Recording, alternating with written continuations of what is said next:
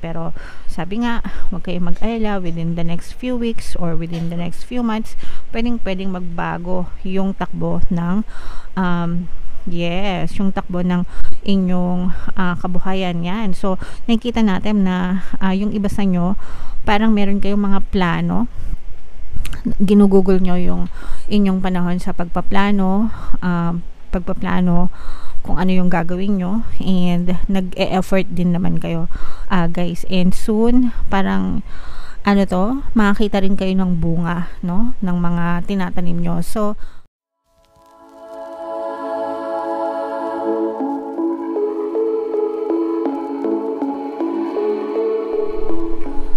hello guys, hello Taurus, welcome back to Pinay Pixie Tarot. Happy New Year sa inyo guys, happy 2024. Ang pamagat ng episode natin for tonight is mga blessings sa 2024. Titingnan natin guys kung saan kayo binibless ngayong 2024. So combination ng positive and negative energy guys. General reading lang, pwede mag-resonate, pwede hindi. Tingnan muna natin yung mga mensahe sa inyo ng inyong mga gabay ngayong taon, Taurus. We have within the next few months. Wow, so ilang buwan na lang mga kapiksi.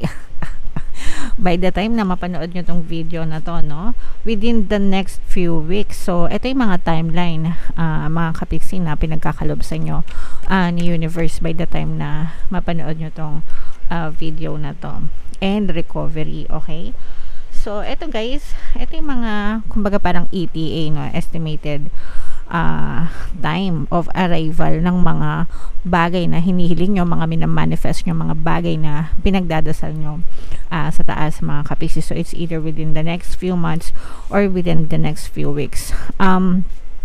We have like 52 weeks sa loob ng isang taon, and meron naman tayong ilang buwan, 12 months, diba? So depende kung kailan nyo mapanood itong video na to guys. Pwedeng mapatagal, pwedeng mapabilis mga kapiksi. Depende kung gaano ka ka-focus sa iyong intention. Pwedeng ilang linggo lang makakita ka na ng resulta.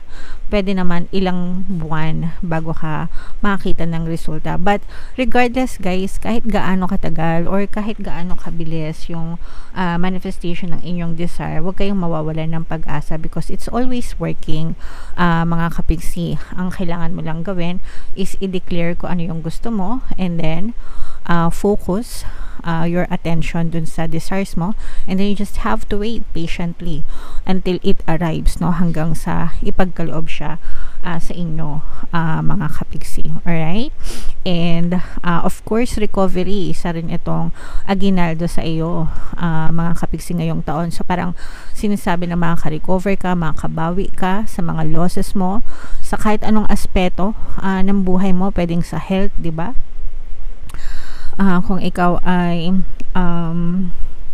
nagkaroon ng sakit, ganyan-ganyan, health, pwede rin sa pera, kung ikaw ay nagkaroon ng mga financial losses, trabaho, pwede rin sa relasyon, kung ikaw ay nagkaroon ng mga heartaches dahil sa inyong relationship. Pero regardless guys, sa kahit anong aspeto, magandang mensahe ito kasi unti-unti ka nang makaka-recover, unti-unti ka nang makakabangon, unti-unti ka nang makakabawi, no? And this is a very good message for you. Panibagong simula, panibagong pag-asa, panibagong taon mga kapiksi. So i-mind nyo na yan. Sa comment section guys, i-type nyo na mind recovery, mind pagbawi, mind pagbangon, o kaya I claim for recovery, I claim for pagbangon, I claim for pagbawi, ganyan, para talagang maangkin nyo itong energy na to ngayong 2024 mga kapiksi. Alright? Okay, so comment down below Taurus if feeling nyo naka-resonate kayo dyan. So dito naman guys, titingnan natin hahanapin natin yung blessings energy and yung energy ng Taurus. Habang sinashuffle ko to guys, panoorin nyo muna yung video natin regarding sa ating paano mag-manifest ng abundance video course. Kapiksi, sawa ka na ba sa mga struggles at hirap sa buhay mo? Masipag ka ba at masikap sa buhay ngunit hindi ka pa rin umaasenso? Ilang beses ka na bang nag-attempt magnegosyo at mag-invest pero palagi ka pa rin nalulugi? Sa pagkakataon na ito ay maaaring may subconscious beliefs ka na nagiging balakid sa iyong pag-unlad at pagyaman.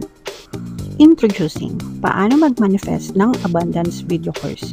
Dito ay matututunan mong ma-overcome ang mga balakid mo para tuluyan ka ng umunlad, umasenso, sumagana, maging matagumpay, successful at maswerte sa iyong kabuhayan, pera, trabaho, negosyo, salapi at kaperahan ng bonggang-bongga. Dali, mag-send na ng email sa pinoypixie@gmail.com at simulan na ang iyong pagyaman ngayon. Alright, so gusto mo bang yumaman, kapiksi? Kung gusto mong yumaman, umunlad at umasenso ng bonggang-bongga, mag-avail ka na ng course guys. Hanggang January 31, no, magbibigay ako ng 1 free pampaswerte subliminal sa lahat na mag-avail ng course, mga kapiksi. Kaya mag-avail na kayo. Meron din tayo guys, email coaching, manifest your desires using the law of attraction. If meron kayo mga specific na gusto nyong i-manifest, pwedeng love and relationship, mga kapiksi, pwedeng money or career, pwede kayong magpabook ng email coaching session with me. Mag-send lang kayo guys ng email sa pinoypixie@gmail.com. Alright, so ito yung energy ng blessings, mga kapiksi. Tapos ito na naman yung energy ng Taurus. Kaya ay represent ng King of Pens sa ating spread. Meron din tayong presence ng water sign, Cancer, Pisces, Scorpio. So ito guys, negative and positive. Pag positive, mga kapiksi, yun yung hina-highlight na ng mga blessings, no? And then kapag negative naman, yun yung mga blocks sa mga blessings, kung bakit hindi kayo or kung bakit nahihirapan kayo magkaroon ng blessings sa buhay nyo, mga kapiksi. For some of you, unahin natin yung negative energies, mga kapiksi, kasi marami kayong pinagdadaanan, financial problems yung iba sa nyo. So pwedeng dala-dala nyo pa ito from 2023. Syempre, ilang oras lang naman yung pagitan, di ba? Between 2023 and 2024. So, yung iba sa nyo, dominant pa sa 3D nyo. Ibig sabihin, matimbang pa sa 3D nyo yung mga financial problems na pinagdadaanan nyo, guys. And dala-dala nyo pa siya sa simula ng 2024. Pero sabi nga dito, di ba? Within the next few months, ayan, within the next few months or within the next few weeks, mga kapiksi, makaka-recover din kayo dito sa mga financial struggles na to. So kailangan nyo lang, for some of you kasi meron kayong kailangan pag-desisyonan, no, when it comes to money. Pwedeng decision na sa trabaho nyo, sa negosyo nyo, ganyan, or sa investment nyo, parang tinitimbang nyo pa kung ano yung susunod na gagawin nyo. Let's say for example, sa trabaho nyo, iniisip nyo kung lilipat ba kayo ng trabaho or mag-i-stay kayo sa trabaho, especially kung mga naka 3 to 5 years na kayo, kasi most of the time, no, ganun yung kung naghahanap kayo ng mas malaking sahod na kumpanya, 3 to 5 years, lipat na sa ibang company. Actually, ang advisable nga is 2 to 3 years maglipat na ng kumpanya para ma-retain mo or para makakuha ka ng mga at least 10 to 30% salary increase, guys. And yun yung parang pinag-iisipan nyo. Kung kasi yung iba sa inyo, parang komportable naman kayo dun sa trabaho nyo, yun nga lang, wala kayong masyadong nakikitang salary increase, lalo na kung matagal na kayo, kasi most of the time naman sa mga kumpanya, mga 2 to 3%, 5% increase annually sa sahod, no? Maka 10% ka, malamang na-promote ka, ganyan, di ba? Pero kung hindi ka naman na-promote, same pa rin yung level mo, around 2 to 3% lang yung ini-increase ng salary, minsan wala pa. And pero masaya naman kayo, yun naman yung nakikita natin, masaya kayo sa trabaho nyo, yun nga lang, maliit yung sahod. So parang yung iba sa nyo, doon kayo nagkakaroon ng pagiging indecisive or indecision kung ano ba yung gagawin nyo sa trabaho nyo or sa larangan ng salapi nyo, no? So yun yung maaaring nagiging block nyo, mga kapiksi, yung pagiging indecisive. Pero pagdating naman sa relationship, guys, nakikita natin na super blessed kayo, and yung happiness, no, masaya kayo sa mga tao sa paligid nyo, and feeling nyo naman kahit papano may na-achieve kayo. So kahit na maliit, yun yung maganda sa inyo, guys, kahit na maliit, hindi ganun kalaki yung natatanggap nyo ng mga biyaya or blessings, you are still grateful for those. and the fact na grateful kayo dun sa mga blessings na natatamasa nyo, more blessings will come your way, mga kapiksi. So dapat talaga na ipagpasalamat nyo yan. Pero sabi nga, huwag kayong mag-alala, within the next few weeks or within the next few months, pwedeng magbago yung takbo ng yung takbo ng inyong kabuhayan yan. So nakikita natin na yung iba sa nyo, parang meron kayong mga plano, ginugugol nyo yung inyong panahon sa pagpaplano kung ano yung gagawin nyo, and nag-e-effort din naman kayo, guys, and soon parang makakita rin kayo ng bunga, no, ng mga tinatanim nyo. So pagdating naman sa mga blessings, mga kapiksi, lahat nasa paligid lang natin yan, okay? And kailangan mo lang mag-effort, kailangan mo lang magpasalamat, mag-pray, and always be grateful. Talagang makita ka ng evidence. I-rewards ka ni universe, bibigyan ka ng rewards ni universe, guys, based dun sa effort mo. So hindi ka mazero ngayong taon pagdating sa blessings, mga kapiksi. Pero yun nga lang, you may need to wait and be patient, no? Etong within the next few months, within the next few weeks, parang nagtatanim ka lang, guys. Diba, pag nagtanim ka naman, hindi agad-agad yan tutubo, no? Yung mga tinanim mong binhi, mga buto, halaman, ganyan, puno, pag nagtanim ka, hindi naman yan agad-agad tutubo.